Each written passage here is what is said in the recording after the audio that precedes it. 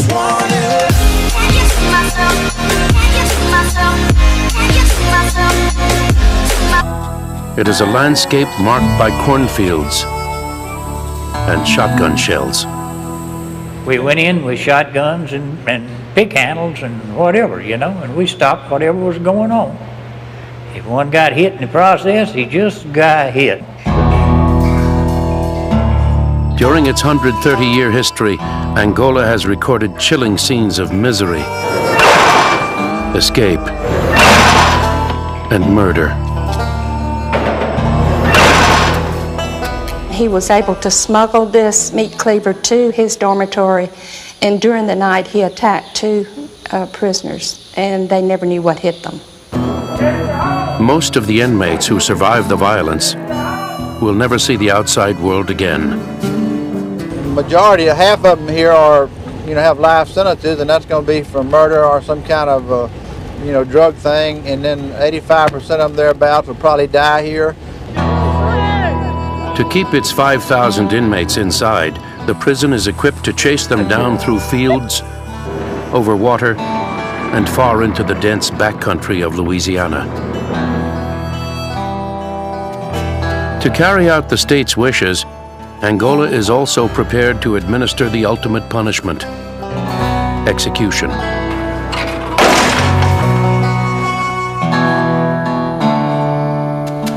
Over time, Angola has housed a diverse group, from murderers and sex offenders to criminals who had been singers and entertainers. Robert Willey, convicted murderer. His story inspired the movie Dead Man Walking. John B. Simonis, the ski mask rapist, locked up here for a string of sexual attacks that spanned 12 states. The legendary blues singer, Leadbelly, convicted of attempted murder, recorded his first song here. The story of Louisiana State Penitentiary begins in 1869, 4 years after the end of the Civil War. At that time, nearly half the people living in the state were recently freed slaves. Unskilled, illiterate, and unable to make a living, many turned to crime. Their offenses ranged from larceny and breaking and entering to horse thievery and forcible rape. The wave of lawbreakers was too much for Louisiana's few jails to cope with. And so the state found a place to house this growing convict population, a huge expanse of land that would eventually encompass 18,000 acres. Originally a slave plantation, it was named for the region in Africa where many slaves had been born, Angola. The 28-square-mile plantation was, and still is, the largest state prison in America. Bordered on three sides by the Mississippi River, it is very nearly an island. So if you were picking a location to isolate convicts from the rest of society, you could not really find a more ideal location than Angola. It's probably one of the most remote physical locations, not only in Louisiana, but probably in the United States. Initially, Angola was not operated by the state, but as a private enterprise. The idea came from a former major in the Confederate Army, Samuel Lawrence James. After the war, James made a deal with the state of Louisiana. He would pay to house and feed the prisoners. In exchange, he was permitted to use them as laborers. He took the mostly black convicts who were recently freed slaves and put them to doing the same type of labor that they would have done pre-Civil War under slavery. It was punishment for profit. The plantation prison even had its own cotton gin. But critics labeled it as nothing more than a new form of slavery. Probably it was worse than the early slave plantations because the slave owners had bought and paid for the slaves, so they took care of them.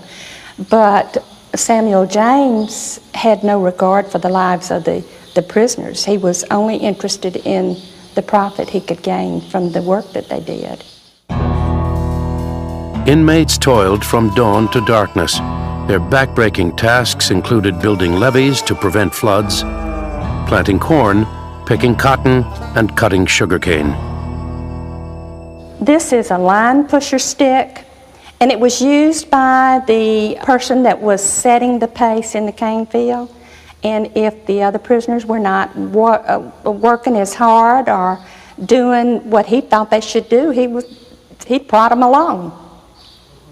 Sometimes they'd probably whack them, several whacks.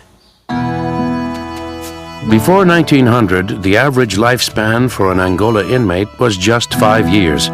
The food was poor, and early records list malaria and dysentery among the illnesses that might go untreated. Major James summed up his regard for the prisoners with a grim phrase: "One dies, get another." The meaning of that being that if a convict died at Angola, then the next boatload coming up the river from Baton Rouge brought you another convict to replace him. More than 100 years later, Angola's prisoners still call it the farm. They still work the land under armed guard. You get up in the morning and you go into the fields, and you might be in a line of 40, 50 other people. And we're kind of like walking like zombies. We didn't know where we were going. And you just go in the field and do what they tell you to do, and it seems like everything work all right. And if you do as you was instructed, and do the best you can do. While their work hours have been reduced to reflect modern penal philosophy, the scene is still an eerie reminder of a bygone era. It's a humongous big old prison farm. We have 2,000 acres of corn and soybeans and cotton. We produce 4 million pounds of vegetables. You're passing by some of the agricultural area now. We work with horses and mules, and we work with modern tractors, so we won't see that in any other prison, really. We do a lot of primitive work and hand work. We harvest the cotton by hand, and we harvest the vegetables by hand. Why not? We have the labor.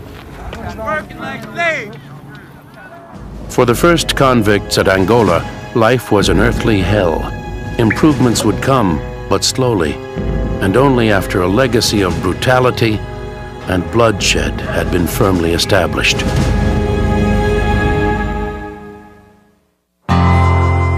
When it opened in 1869, Louisiana's state prison at Angola challenged its staff with vast distances and open spaces. Rather than construct a traditional prison compound, small camps were scattered miles apart in order to house the convicts close to their work. The first, called Camp A, was a wooden barracks built on the site of the plantation's original slave quarters. There was no radio tower as there is today, and news of trouble was carried through the air by the sound of a rifle shot or the crack of a whip. This strap was used to punish prisoners that didn't work fast enough or didn't do the work properly out in the cane fields. Prison guards had a cruel term for the whippings: more lash, more cash. I would think it would be very demoralizing. The foreman would order the prisoner to the headlands, make them lie down, face down, spread eagle, and he would have a strong man hold each arm and each leg, and then he would administer 10 to 15 strokes. In 1901, the state took over the prison, but the punishing conditions did not end. By 1930, Angola's inmate population had grown to 3,000. While most of Louisiana had embraced the 20th century, the prison remained a throwback to the 1800s. Medical treatment was scarce. The prison's hospital served mostly as a convenient place for inmates to die. As many as 50 a year succumbed to tuberculosis, while weaker patients were carried off by pneumonia and influenza. Conditions became so bad that a prison nurse later described Angola to newspaper reporters as a sewer of degradation. But even in the face of the suffering, Angola's inmates clung to their humanity. Photos from the earliest days reveal convicts escaping the drudgery through music. From this unlikely background came one of the most legendary blues performers of the century, Huddie Ledbetter, known as Leadbelly.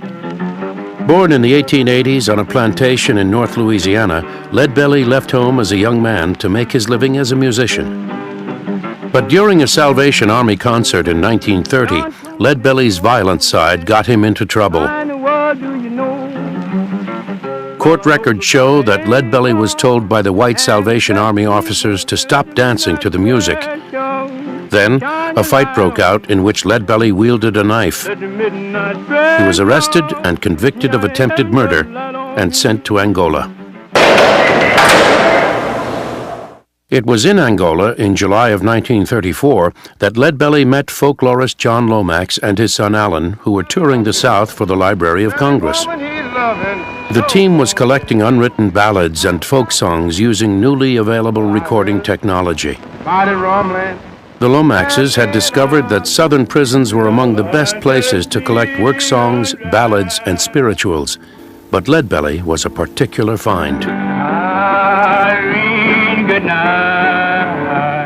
Along with the Leadbelly standard Goodnight Irene, the Lomaxes agreed to record Leadbelly's plea for a pardon. In the summer of 1934, they took the record to Louisiana's governor, O.K. Allen. He was so moved that a month later, Leadbelly was freed.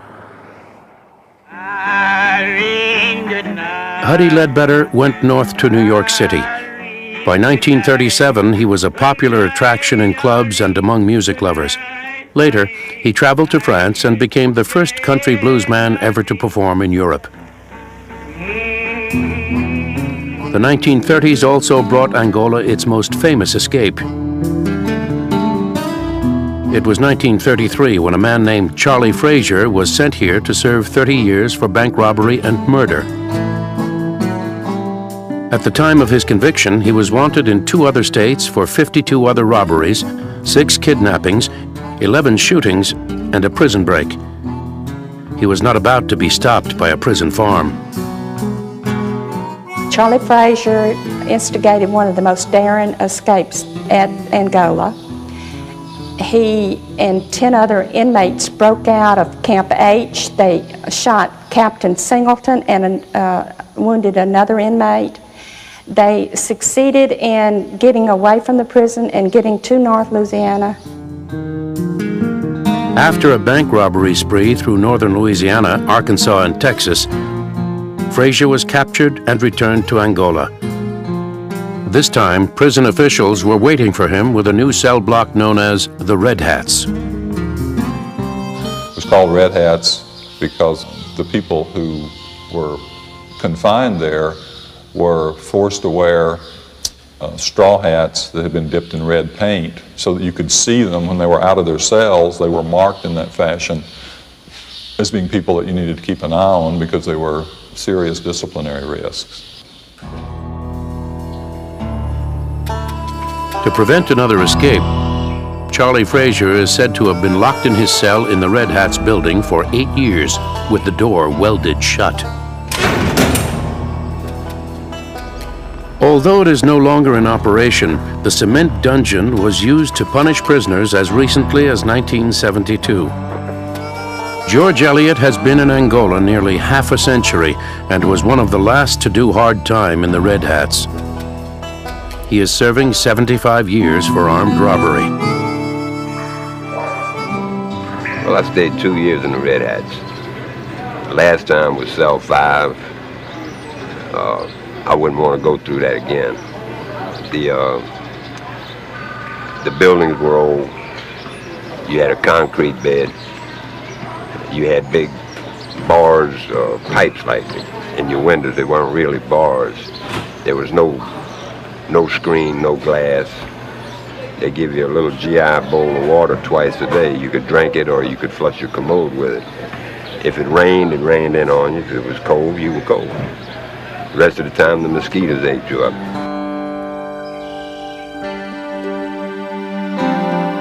Outside the Red Hats building, conditions were never much better. Inmates lived in crowded dormitories guarded by fellow convicts called trustee guards.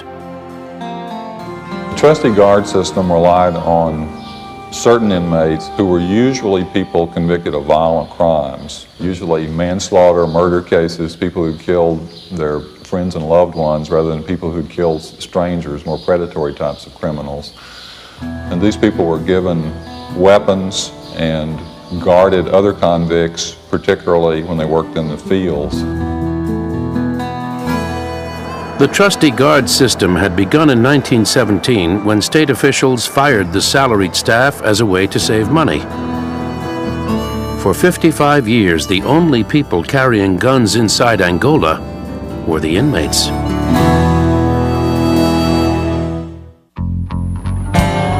Isolated, remote, enormous, yet unseen. Louisiana's 28-square-mile prison farm, Angola, had escaped real public scrutiny since its first prisoners arrived 5 years after the Civil War. By the early 1950s, at a time when prison reform had taken hold across the country, investigators would find the conditions inside Angola horrifying. Inmates worked 12 hours a day on 28 cents worth of food. Lack of facilities forced 250 men in one barracks to share 4 primitive toilets. Narcotics were freely available and their use among the prisoners was rising. And at night, in the dormitories, those convicted of sex crimes got retribution from other inmates. Back in them days, a rapist had a pretty hard way to go. 9 times out of 10, he got raped right here. But you couldn't watch him. You didn't have no people up in them dormitories with him, you know. They'd catch him in the shower room or something at night, you know, when he went to bed. They would make him pay. Monroe Green has served 35 years on a life sentence for rape. Oh my God.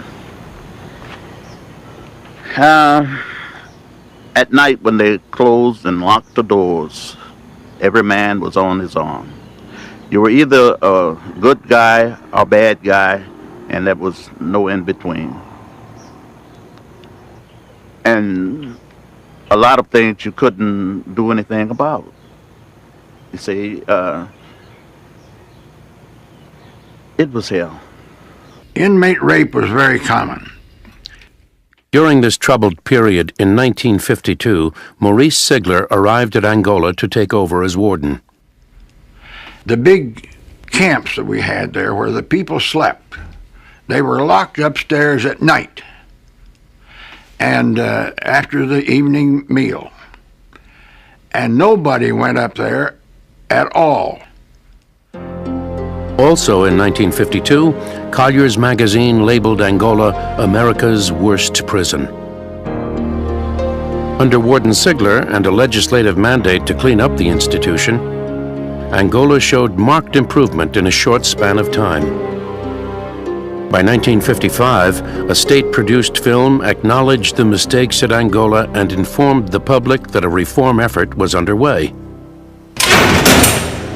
The man felt doomed when he went to Angola. This was the end of the road. Dressed in big striped canvas, which branded him an outcast, he lived under conditions more fit for animals than for men. Few citizens of Louisiana knew the real conditions, but those who knew wondered, was Angola too rotten to be saved? Who cared anyway?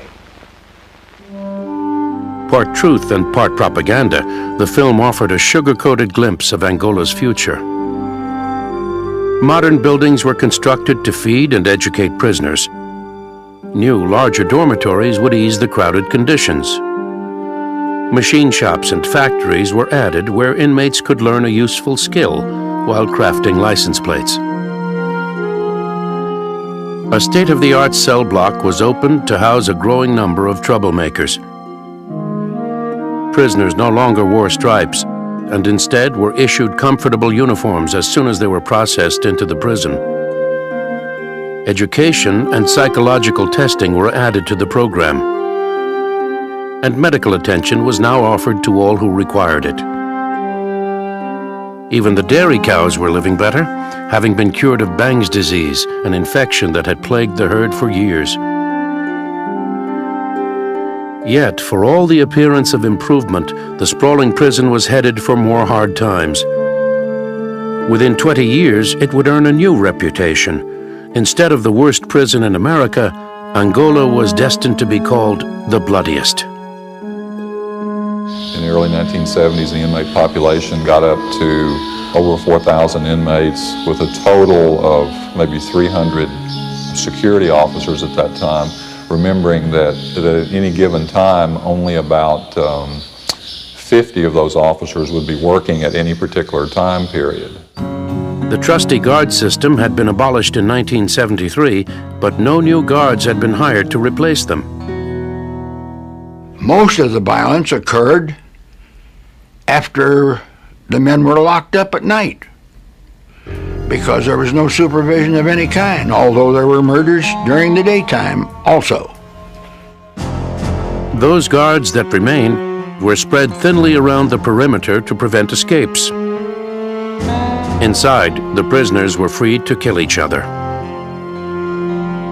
In that period, Angola was certainly the bloodiest prison in the country. They were averaging 1 or 2 inmate fatalities a month, usually from stabbings, and another 20 to 30 stabbings, almost 1 stabbing a day, serious enough to require medical treatment.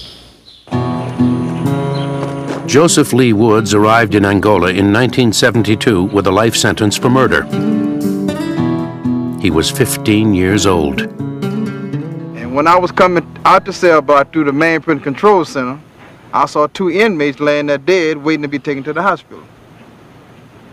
And the reason I know they're dead because they were just laying there. And as I was walking down the walk, I said, what kind of places I'm in. When I went in the dorm that same night, they had 2 more stabbings. And Angola was being labeled as one of the most bloodiest maximum security prisons in the nation. And they put me right in the midst of it. In June of 1975, a federal judge intervened with a court order. It declared that conditions at Angola constituted an extreme public emergency.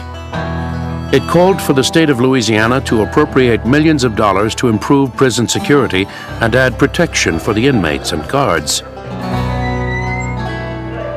Over time, conditions at Angola have been transformed dramatically.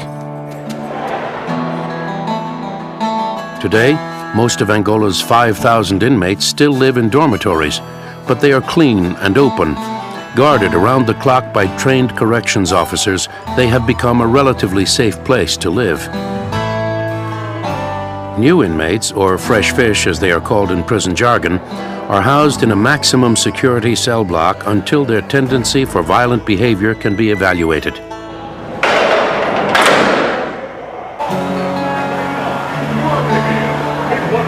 Weapons and drugs, although still a problem, are controlled by Angola's shakedown team.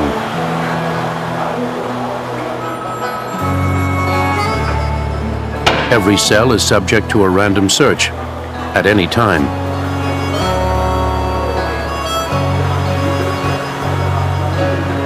The officers are thorough, and their method ensures that every article of clothing and furnishing is checked.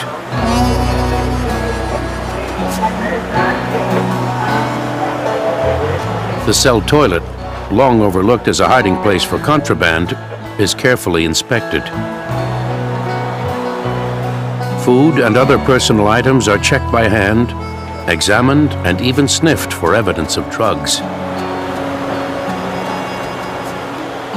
Even a suspicious toothbrush, possibly a homemade weapon, is confiscated in an effort to send the message that Angola's staff is now firmly in control. Trouble on Angola's farm lines has been reduced with the visible threat of deadly force.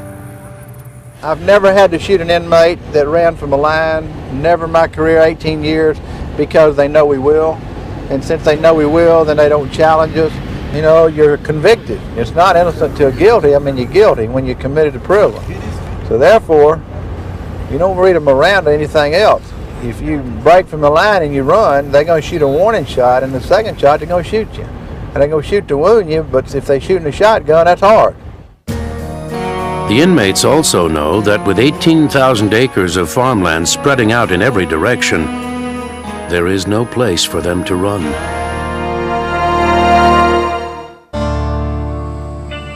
Louisiana's maximum security prison at Angola. Surrounded by water on 3 sides and by forbidding terrain on the 4th, it is no wonder this place has been called the Alcatraz of the South. Still, escape is part of the history here. Hilton Butler is the first of 3 generations to work at the prison. He started as a guard in 1952 and retired as Angola's warden in 1989. When I first come here, you didn't even have an escape law. You just caught them and brought them back. And you didn't have very many people working here. You didn't have good fences like they have now that raise a ribbon and all that. In fact, an astounding 40 miles of razor wire now encloses Angola's 6 security perimeters. Escape should seem hopeless, if not impossible, yet it remains a constant concern.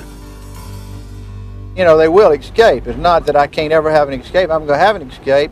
I'm just going to catch him. We have guys with, you know, several hundred years.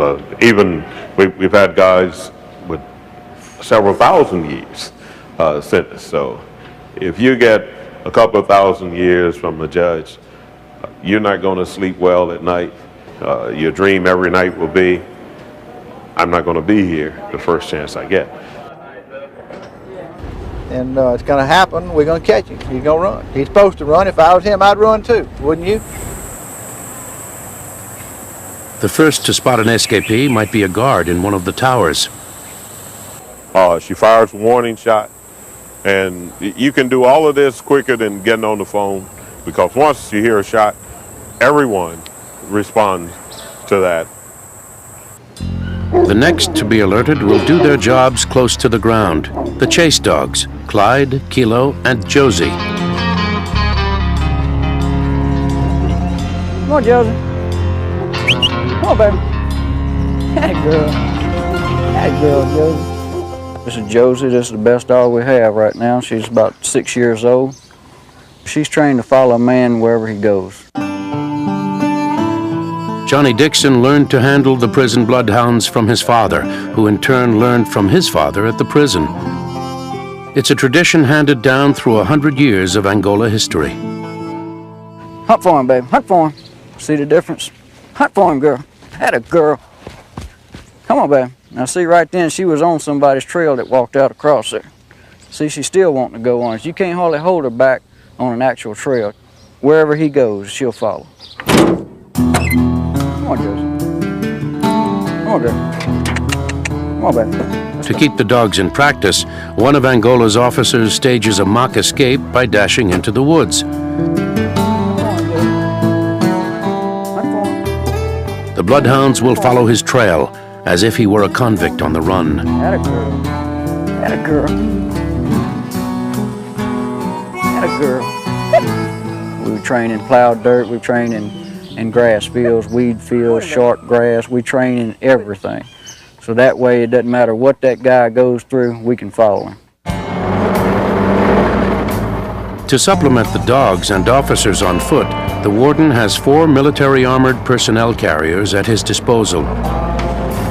They are unstoppable even by Angola's most treacherous terrain. For an inmate to escape, he's got to go through about 20 miles of this.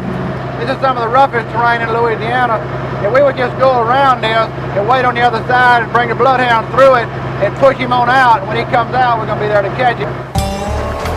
For an inmate who might choose the Mississippi River as an escape route, Angola's chase boat, the Miss Debbie, can be called into action. And that's a converted shrimp boat that the sheriff in New Orleans confiscated as a drug running boat, and we refurbished it and made it into a chase boat. It's called the Miss Debbie, It's named after my wife, Debbie, so that's what I named it. Why not? Had to pick something for it.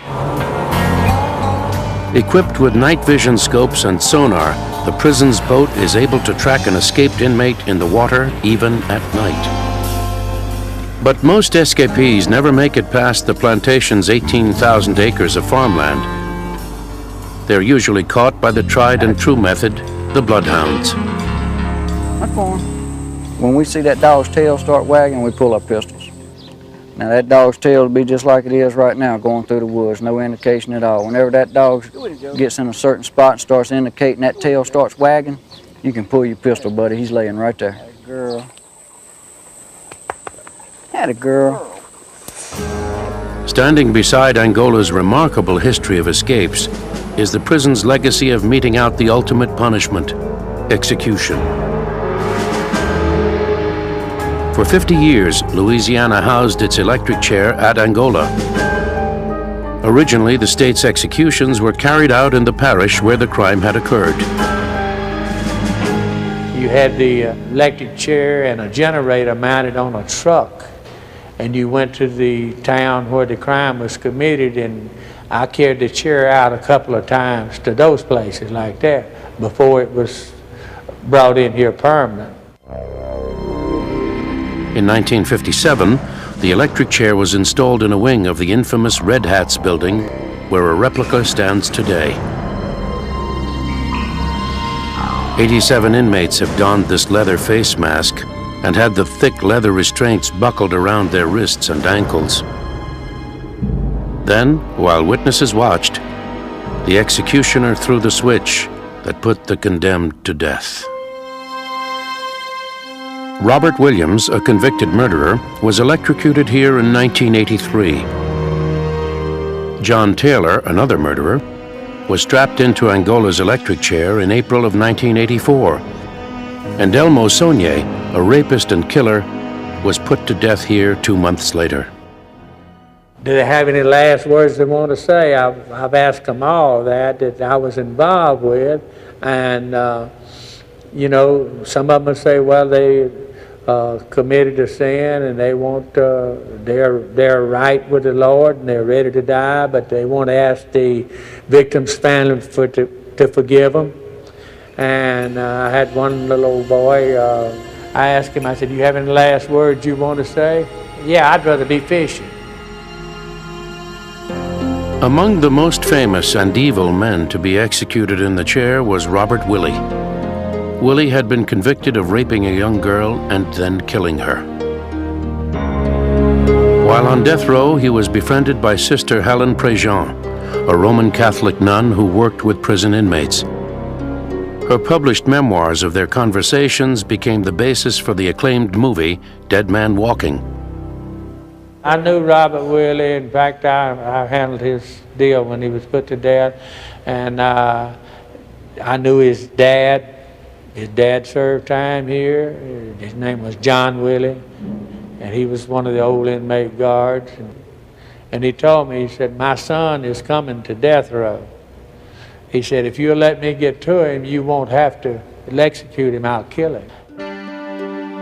Robert Willie's execution was carried out on December 28, 1984. He had said he was going, you know, that he was going to fight and he was going to do it, but he walked up and sat down in a chair just like all the rest of them did. And they say he was smiling, looking at the sister when he, you know, the last thing he did. And I buckled him down in a chair and then I stepped out. Angola's wooden electric chair was retired in 1991. Still, there is no shortage of those who are waiting to be put to death. Today, the names of Louisiana's 84 death row inmates fill one wall in Angola's identification office. Each waits, hoping for a court decision that would spare his life.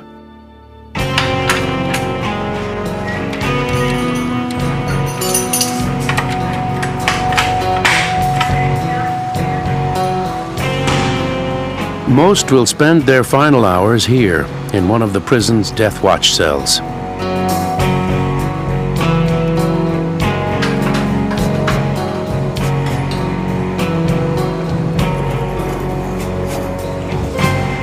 Then they will be led on their final walk to Angola's new execution chamber.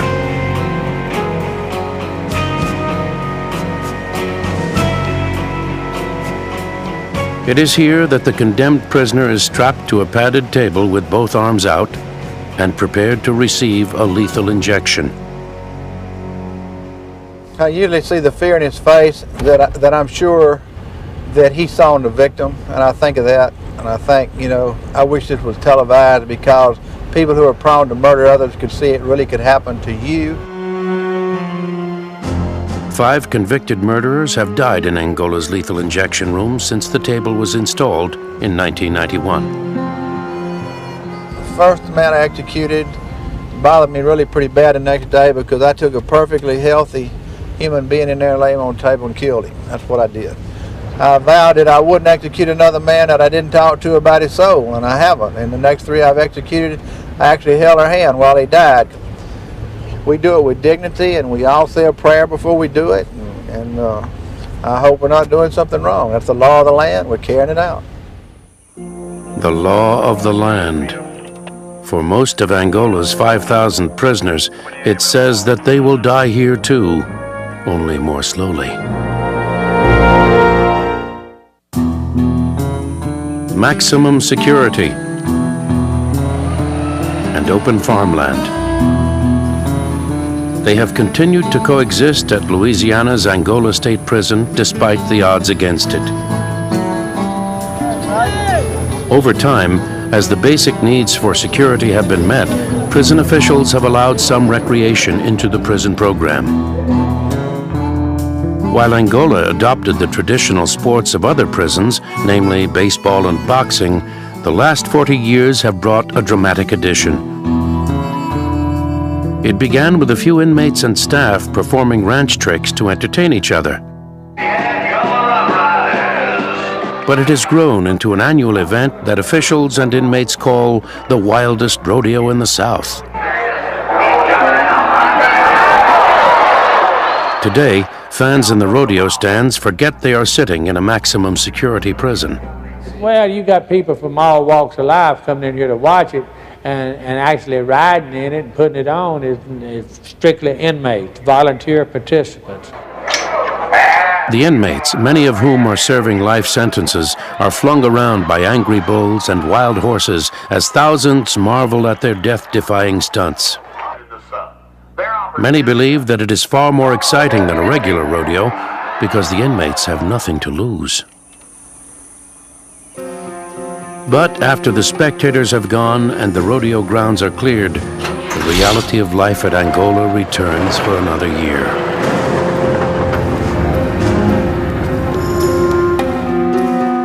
Reality.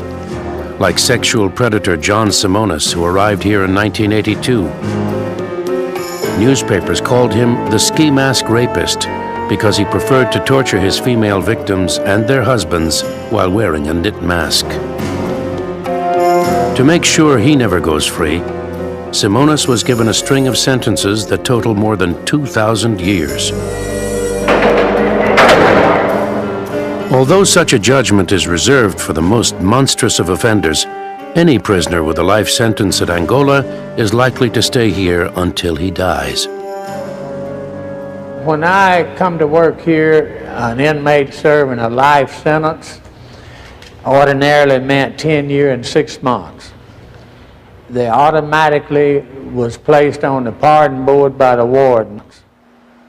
But the politics of punishment in Louisiana have closed the window on parole. Today, life at Angola means life. It's going to be an expensive old folks' home, is what Angola's becoming. Every year, a growing number of Angola's inmates join the $1 Million Club, the amount of money it costs to keep a man in prison more than 35 years. Walter Culbreth is serving a life sentence for murder. I never have had a chance to go to court with a lawyer, my witness, or letting my people know I was going to court. Oh my God, what could I do? I ain't got no lawyer. I got to come there and go. Culbreth has spent nearly 60 years at Angola. I'm old, 89 years old, so I don't let nothing worry me. All I need is out. That's all I need is out. I don't need nothing else but out, but to be free. With prison resources stretched to their limits, many wonder if Walter Culbreth and others like him still belong here. Who do you want in prison? Dying old men or predators? What you want to do? And we have just so many beds. I have 5,108 beds, and I'm filling them up with a lot of them with old men who can't commit the crime anymore. And so it's really kind of foolish. You ought to have predators in here, but you know, I don't make the law, I just carry out the law. For Angola's lifers, even death is no escape. The original prison cemetery, called Point Lookout, is filled to capacity. Inmates who die in Angola with no family to claim them are now buried across the road. And so we send more to the cemetery than we actually release out the front gate. To keep the burials dignified, 2 inmates trained in woodworking spend their days making coffins and preparing them for funerals. Still, life grinds on at Angola. Inmates publish a monthly magazine called The Angolite, with prison news and editorials. And radio KLSP, the prison's incarceration station, broadcasts music and prayers over the 28 square miles of Angola. Folks call me the Rockin' Robin. We broadcast from Louisiana State Penitentiary in Angola, a station that kicks behind bricks. Throughout its 130-year history, this vast open landscape has been called a plantation, a prison farm, and a penitentiary. We're to protect the public from the prisoners and protect the prisoners from themselves and the guard. In that time, it has struggled to find a balance between humanity and security. That's our basic mission. That's why we're here. All this other is secondary. Between punishment and reform. And so you got to keep it straight. If you run away, we're going to shoot you. But we're going to shoot the warning shot first. Just business. Between preserving life and taking it away.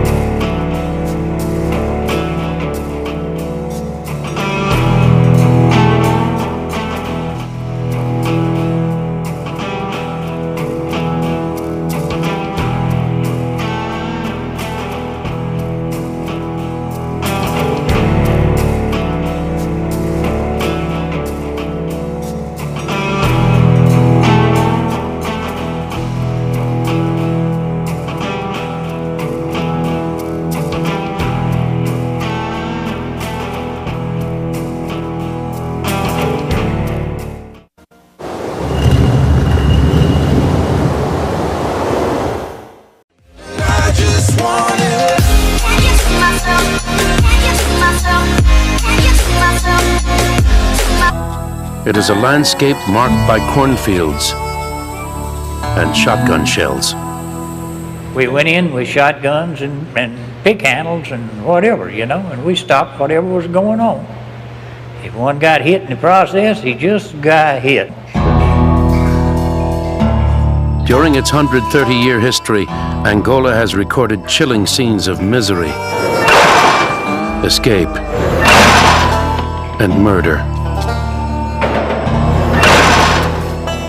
He was able to smuggle this meat cleaver to his dormitory, and during the night he attacked 2 prisoners, and they never knew what hit them. Vendors to criminals who had been singers and entertainers. Robert Willey, convicted murderer. His story inspired the movie Dead Man Walking. John B. Simonis, the ski mask rapist, locked up here for a string of sexual attacks that spanned 12 states.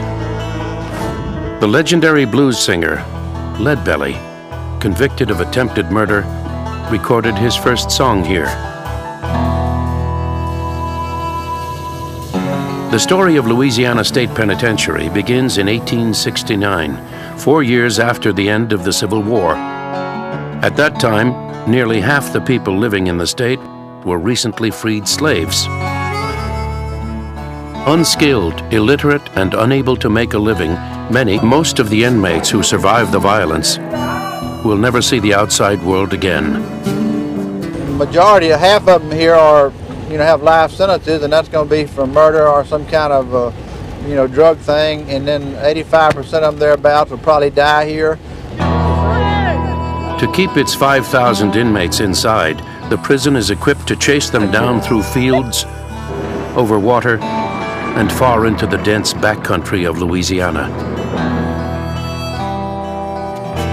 To carry out the state's wishes, Angola is also prepared to administer the ultimate punishment: execution.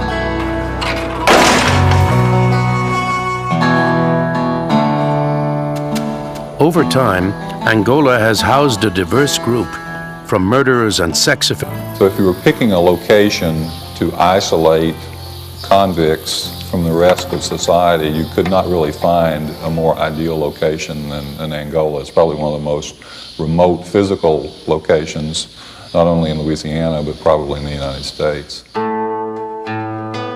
Initially, Angola was not operated by the state, but as a private enterprise. The idea came from a former major in the Confederate Army, Samuel Lawrence James.